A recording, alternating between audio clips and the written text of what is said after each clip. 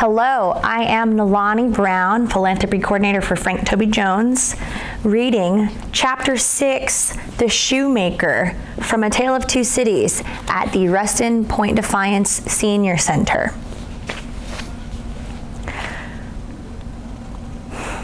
Chapter 6. Good day, said Monsieur Defarge, looking down at the white head that bent low over the shoemaking. It was raised for a moment, and a very faint voice responded to the salutation, as if it were at a distance. Good day. You are still hard at work, I see. After a long silence, the head was lifted for another moment, and the voice replied, Yes, I am working. This time, a pair of haggard eyes had looked at the questioner before the face had dropped again. The faintness of the voice was pitiable and dreadful. It was not the faintness of physical weakness. Though confinement and hard fare no doubt had their part in it. Its deplorable peculiarity was that it was the fairness of solitude and disuse. It was the last feeble echo of a sound made long and long ago. So entirely had it lost the life and resonance of the human voice that it affected the senses like a once beautiful color faded away into a poor, weak strain. So sunken and suppressed it was that it was like a voice underground. So expressive it was of a hopeless and lost creature that a famished traveler, wearied out by lonely wandering in a wilderness, would have remembered home and friends in such a tone before lying down to die. Some minutes of silent work had passed, and the haggard eyes had looked up again, not with any interest or curiosity, but with a dull, mechanical perception beforehand that the spot where the only visitor they were aware of had stood was not yet empty. I want, said Defarge, who had not removed his gaze from the shoemaker, to let in a little more light here. You can bear a little more.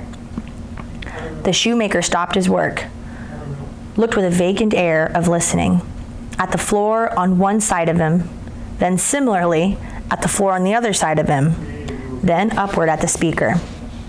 What did you say? You can bear a little more light? I must bear it if you let it in, laying the palest shadow of a stress upon the second word. I must bear it if you let it in. The opened half door was opened a little further, and secured at that angle for the time. A broad ray of light fell into the garret and showed the workman with an unfinished shoe upon his lap, pausing in his labor. His few common tools and various scraps of leather were at his feet and on his bench. He had a white beard, raggedly cut, but not very long, a hollow face, and exceedingly bright eyes. The hollowness and thinness of his face would have caused them to look large under his yet dark eyebrows and his confused white hair, though they had been really otherwise. But they were naturally large and looked unnaturally so. His yellow rags of shirt lay open at the throat and showed his body to be withered and worn. He, and his old canvas frock and his loose stockings, with all his poor tatters of clothes, had, in a long seclusion from direct light and air, faded down to such a dull uniformity of parchment yellow that it would have been hard to say which was which. He had put a hand between his eyes and the light, and the very bones of it seemed transparent. So he sat, with a steadfastly vacant gaze, pausing in his work. He never looked at the figure before him without looking down first on his side of himself, then on that, as if he had lost the habit of associating place with sound. He never spoke without first wandering in this manner and forgetting to speak. Are you going to finish that pair of shoes today? Asked Defarge, motioning to Mr. Lorry and asking him to come forward. What did you say? Do you mean to finish that pair of shoes today? I can't say that I mean to. I suppose I do. I don't know. But the question reminded him of his work, and he bent over it again. Mr. Lorry came silently forward, leaving the daughter by the door. When he had stood for a minute or two by the side of the door, by the side of Defarge, the shoemaker looked up. He showed no surprise at seeing another figure, but the unsteady fingers of one of his hands strayed up to his lips as he looked at it. His lips and his nails were of the same pale lead color. And then the hand dropped into his work, and once more he bent over the shoe. The look and the action had occupied but an instant. You have a visitor, you see, said Monsieur Defarge. What did you say? Here is a visitor. The shoemaker looked up as before, but without removing a hand from his work. Come, said Defarge. Here is Monsieur, who knows a well-made shoe when he sees one. Show him what you are working on. Take it, Monsieur. Mr. Lorry took it in his hand. Tell Monsieur what kind of shoe it is, and the maker's name. There was a longer pause than usual before the shoemaker replied. I forget it is that you asked me. What did you say? I said, couldn't you describe the kind of shoe for Monsieur's information? It's a lady's shoe. It's a young lady's walking shoe. It is in the present mode. I never saw the mode. I have had a pattern in my hand. He glanced at the shoe with some little passing of touch and pride. And the maker's name? Said Defarge. Now that he had no work to hold, he laid the knuckles of the right hand in the hollow of the left, and then the knuckles of the left hand in the hollow of the right, and then passed a hand across his bearded chin, and so on in regular changes, without a moment's intermission. The task of recalling him from the vacancy into which he always sank when he had spoken was like recalling some very weak person from a swoon, or endeavoring, in the hope of some disclosure, to stay the spirit of a fast-dying man. Did you ask me my name? Assuredly I did. 105 North Tower. Is that all? 105 North Tower. With a weary sound that was not a sigh nor a groan, he bent to work again until the silence was again broken. You are not a shoemaker by trade, said Mr. Lorry, looking steadfastly at him. His haggard eyes turned to Defarge as if he would transferred the question to him. But as no help came from that quarter, they turned back on the questioner when they had sought the ground. I am not a shoemaker by trade? No, I was not a shoemaker by trade. I learnt it here. I taught myself. I asked leave to. He lapsed away, even for minutes, wringing those measured changes on his hands the whole time. His eyes came slowly back at last to the face from which they had wandered. When they rested on it, he started and resumed, in the manner of a sleeper that moment awake, reverting to a subject of last night. I asked to leave to teach myself, and I got it with much difficulty, after a long while, and I have made shoes ever since. As he held out his hand for the shoe that had been taken from him, Mr. Lorry said, still looking steadfastly in his face, Monsieur Manette, do you remember nothing of me? The shoe dropped to the ground, and he sat looking fixedly at the questioner. Monsieur Manette, Mr. Lorry laid his hand upon Defarge's arm. Do you remember nothing of this man? Look at him. Look at me.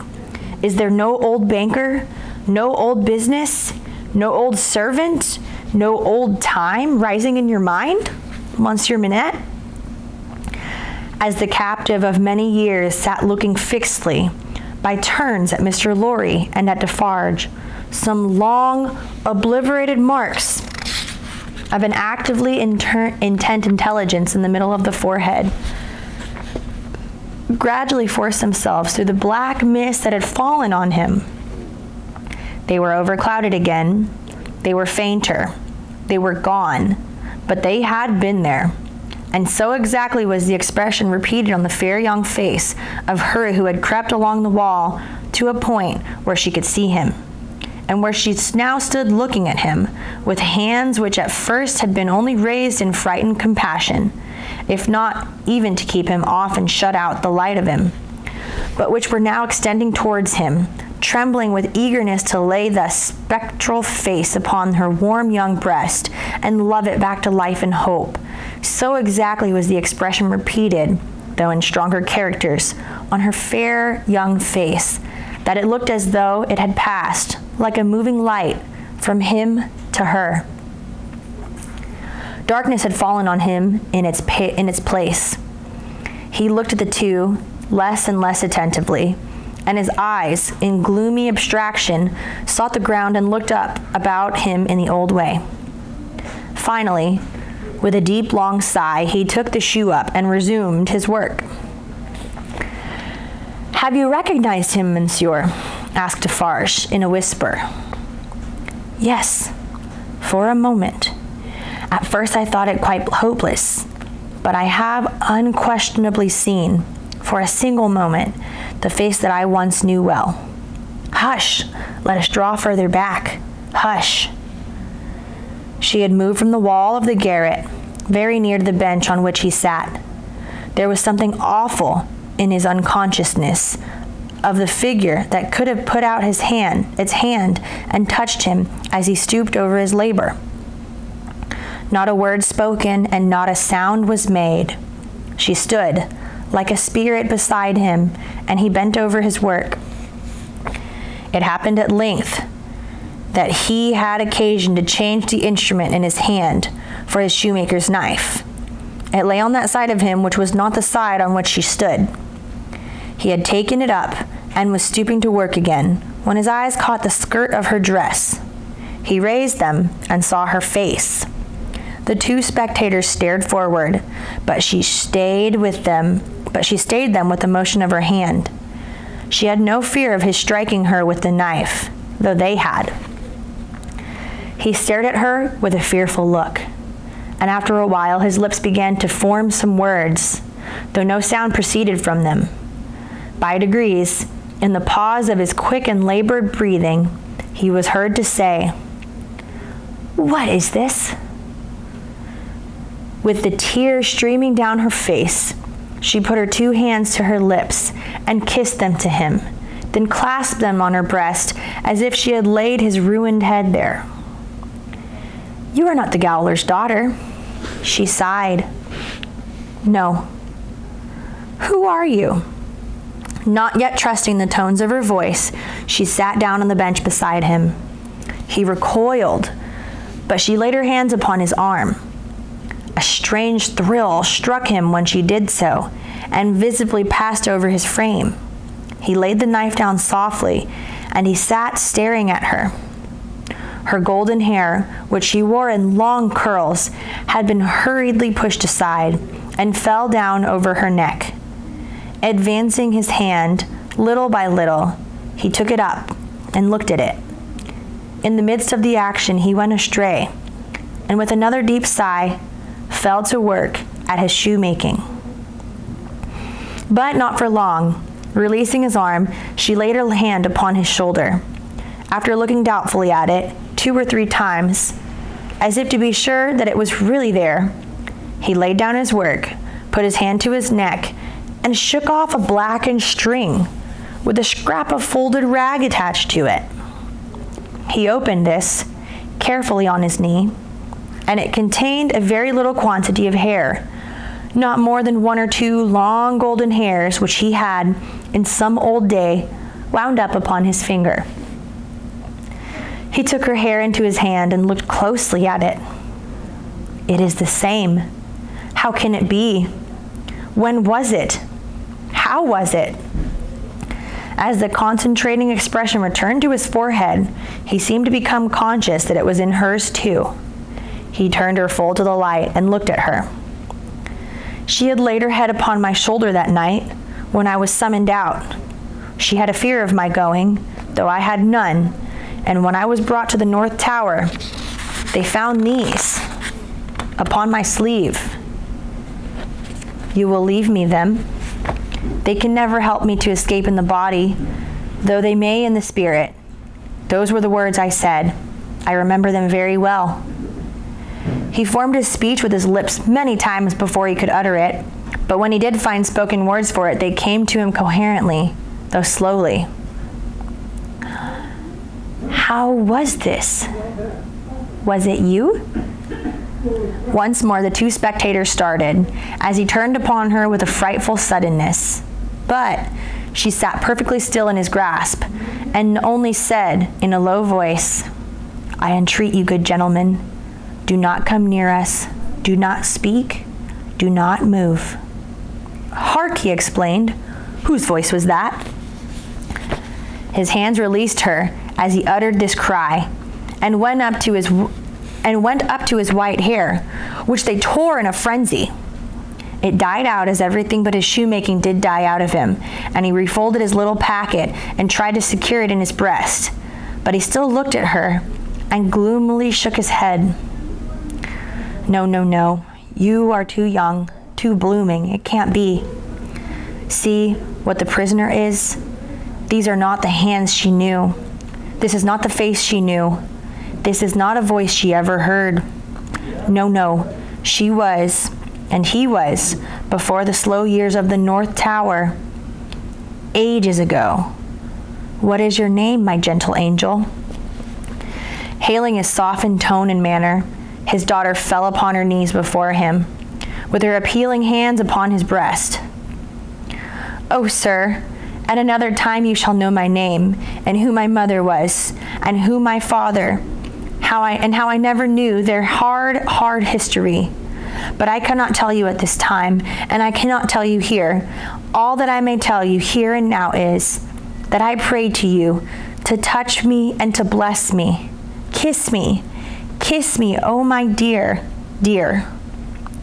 His cold white head mingled with her radiant hair, which warmed and lighted it as though it were the light of freedom shining on him. If you hear in my voice, I don't know that it is so, but I hope it is. If you hear in my voice any resemblance to a voice that once was sweet music in your ears, weep for it. Weep for it. If you touch, in touching my hair, anything that recalls the beloved head that lay on your breast when you were young and free, weep for it. Weep for it. When I hint to you of a home there is before us, where I will be true to you with all my duty and with all my faithful service, I bring back the remembrance of a home long desolate, while your poor heart pined away. Weep for it. Weep for it. She held him closer around the neck and rocked him on her breast like a child.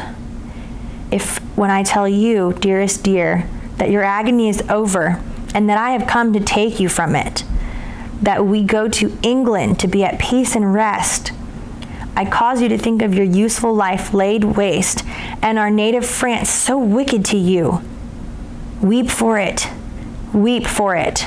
And if, when I shall tell you my name, and of my father who is living, and of my mother who is dead, you learn that I have to kneel to my honored father, and implore his pardon for having never for his sake striven all day, lain awake and wept at night, because the love of my poor mother hid his torture from me. Weep for it. Weep for it.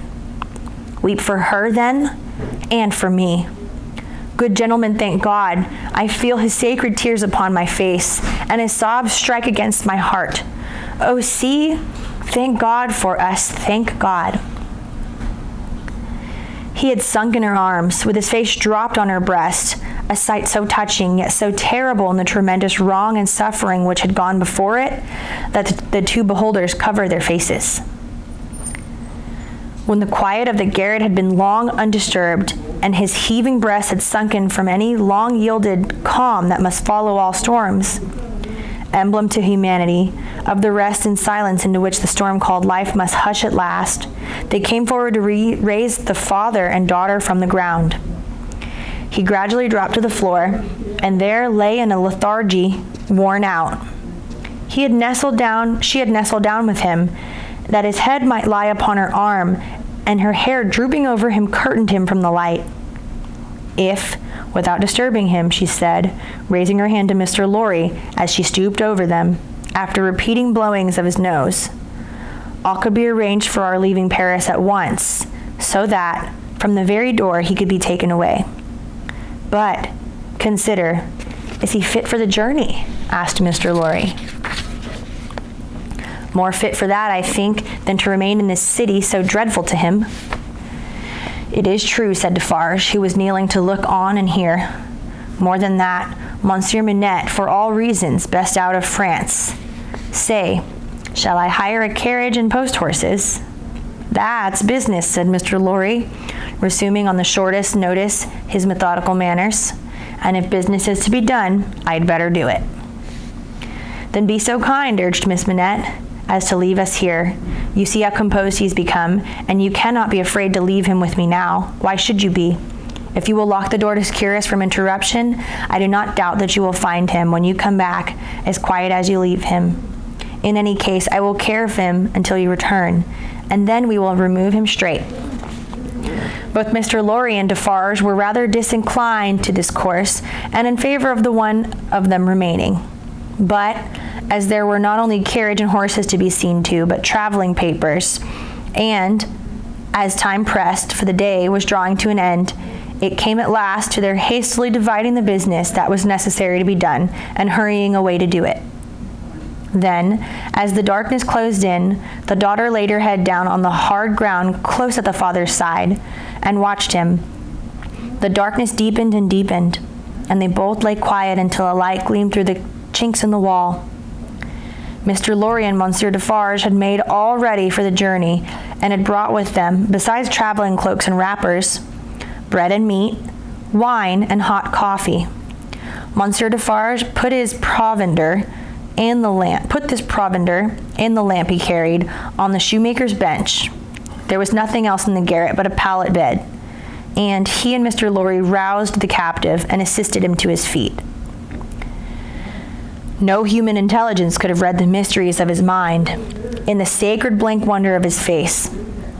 Whether he knew what had happened, whether he recollected what they had said to him, whether he knew that he was free, were questions which no sagacity could have solved. They tried speaking to him, but he was so confused and so very slow to answer that they took fright at his bewilderment.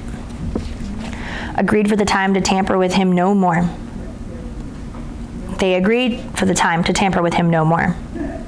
He had a wild, lost manner of occasionally clasping his head in his hands that had not been seen in him before, yet he had some pleasure in the mere sound of his daughter's voice, and invariably turned to it when she spoke.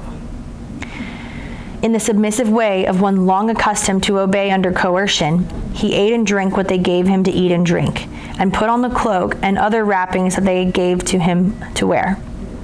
He readily responded to his daughter's drawing her arm through his, and took and kept her hand in both of his own.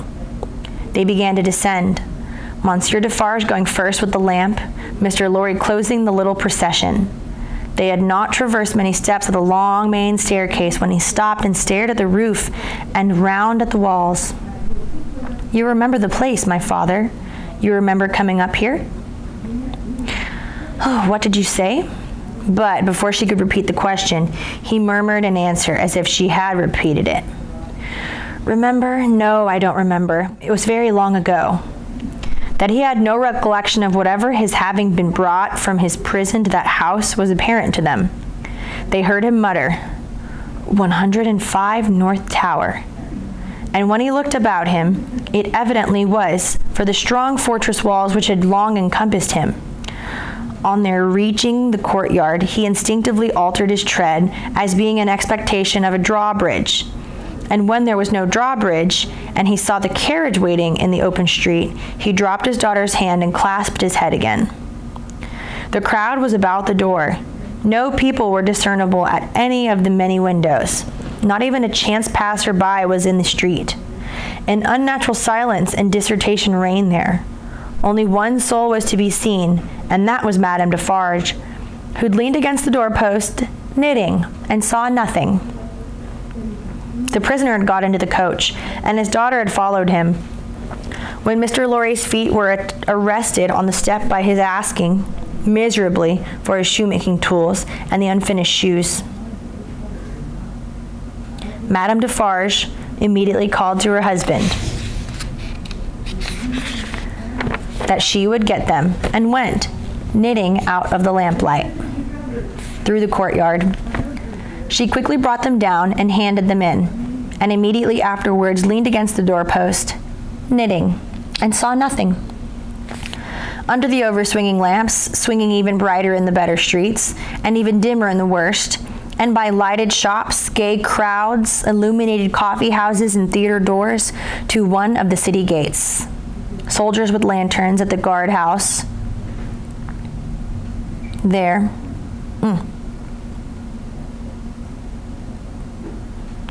Soldiers with lanterns at the guardhouse there. Your papers, travelers. See here then, Monsieur the officer, said Defarge, getting down and taking him gravely apart. These are the papers of Monsieur inside, with the white head. They were consigned to me, with him, at the... He dropped his voice. There was a flutter among the military lanterns, and one of them being handed into the coach by an arm in uniform. The eyes connected with the arm looked, not an everyday or an every night look, at Monsieur with the white head. It is well, forward. From the uniform, adieu from Defarge. And so, under a short grove of feebler and feebler overswinging lamps, out under the gray grove of stars. Beneath that arch of unmoved and eternal lights, some so remote from this little earth that the learned tell us it is doubtful whether their rays have even yet discovered it, as a point in space where anything is suffered or done, the shadows of the night were broad and black, all through the cold and restless interval until dawn. Once they stood more whispered in the ears of Mr. Jarvis Lorry, sitting opposite the buried man who had been dug out, and wondering what subtle powers were ever lost to him, and what were capable of restoration. The old inquiry, I hope you care to be recalled to life? And the old answer, I can't say. That was the end of chapter 6. We will pick up on book the second of Charles Dickens' A Tale of Two Cities, 5 years later.